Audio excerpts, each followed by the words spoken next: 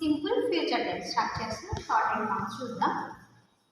Simple future tense structure ఏంటంటే subject shall or will plus object v1 plus object.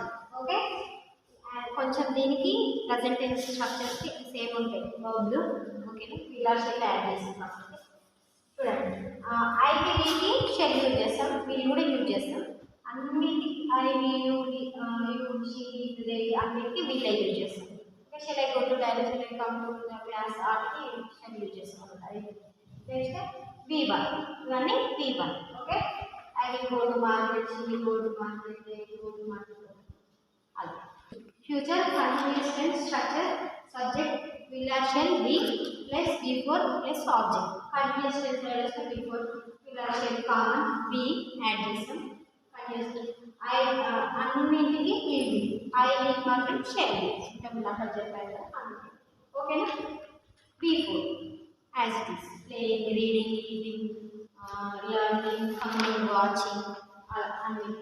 I will be playing cricket, you will be eating banana, she will be coming to the college, like that. Future perfect tense. Okay, this structure వచ్చేసి subject will or shall have plus v3 plus object. Same present perfect tense లో కూడా v3 ఉంటుంది, subject ఉంటుంది. Okay, has or have ఉంటుంది, object same as it is కాబట్టి shall will have plus v3 వస్తుంది. అన్నిటికీ will have, I will shall.